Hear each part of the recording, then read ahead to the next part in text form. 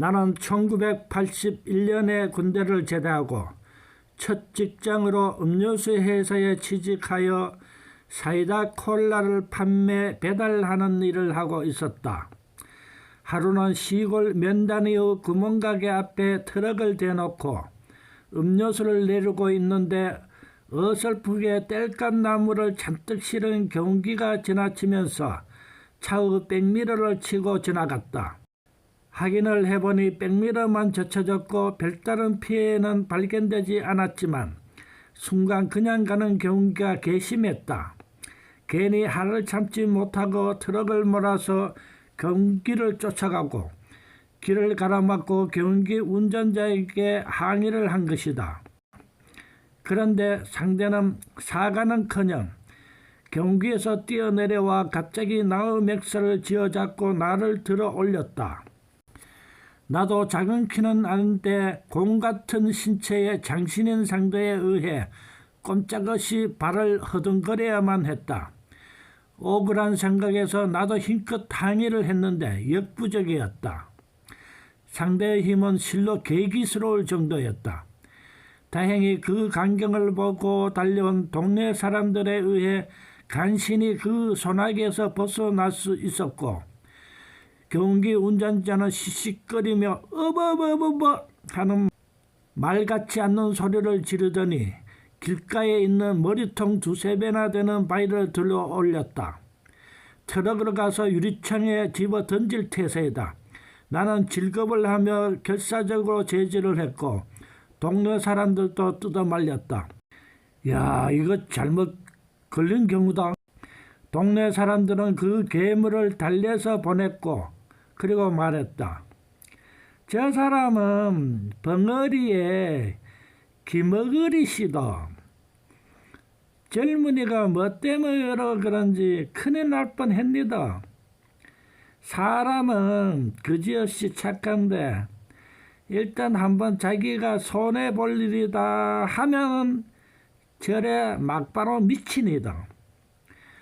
우리도 그저 살살 달래며 성질 안 건드리고 살다 보면 저 사람 덕보는 경우가 더 많지요. 힘이 장사자니까 하는 것이었다. 가쁜 숨을 몰아쉬며 구멍가게로 돌아와 보니 나는 불과 20~30분 만에 벌어진 우연한 경우가 마치 어떤 수렁에서 갓 벗어난 기분이었다. 내 또래의 가게 주인이 덧붙이는 말이 그 사람은 말도 못하고 청각장애인이라며 앞만 보고 다닌다고 했다.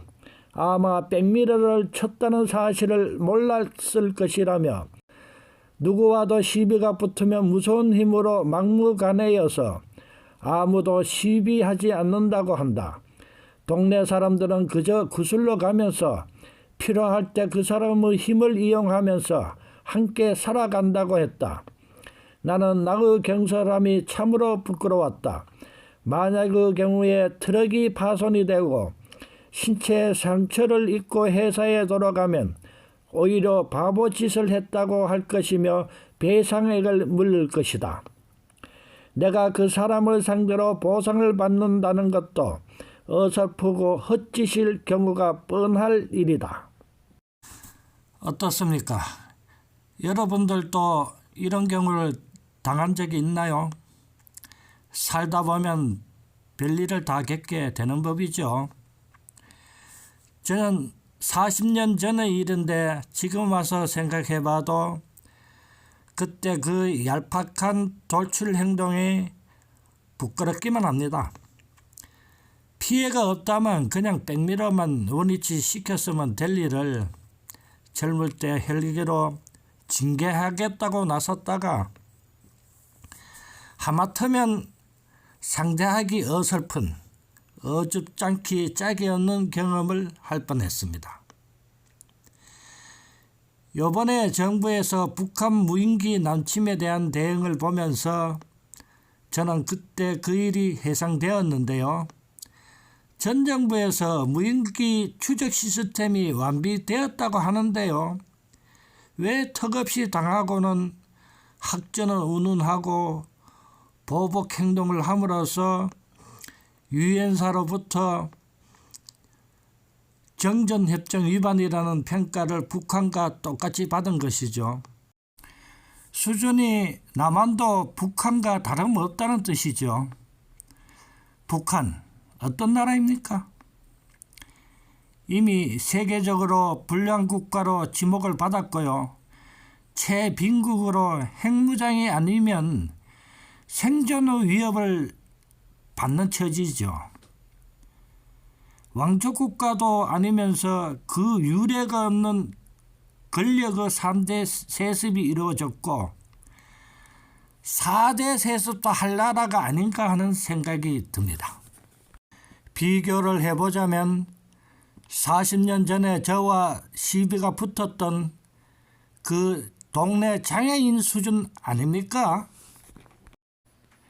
그 촌동네의 막무가내 장애인을 동네 사람들이 잘 구슬러 가면서 그 센 힘을 농사에 이용하듯이 북한도 이용해서 써먹을 데가 없을까요? 과거 현대의 정주영 회장이 솥대를 몰고 휴전선을 넘은 이유는 무엇일까요? 그는 평양은 기름 위에 떠있는 도시라고 했습니다. 북한의 석유 매장량은 세계 한 8위쯤 된다고 예측하고 있죠. 타고난 장사꾼인 정 회장이 그 점에 눈독을 들인 것이죠. 북한의 지화자원은 또 어떻습니까? 우리가 학교 때 배운 원석이요. 그 원소 주기율표에 나오는 모든 원소가 생산되는 나라가 북한이라고 하죠.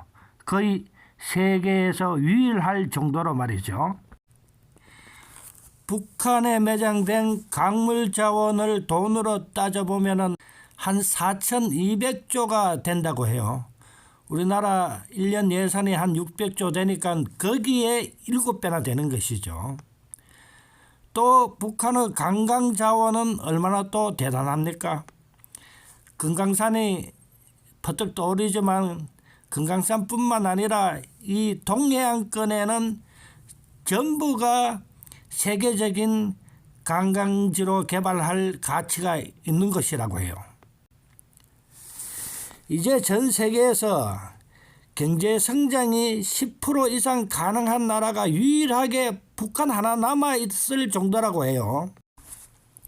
중국도 그동안 무섭게 경제 개발해가지고 세계 2위의 강국이 되었죠. 일본을 제치고요.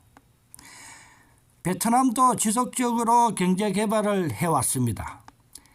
이제 아시아 아니라 세계적으로도 사회주의 국가 하면은 중국, 베트남, 북한 정도가 남아있는데 아직도 개발되지 않은 나라는 북한이 유일하게 남아있는 셈이죠.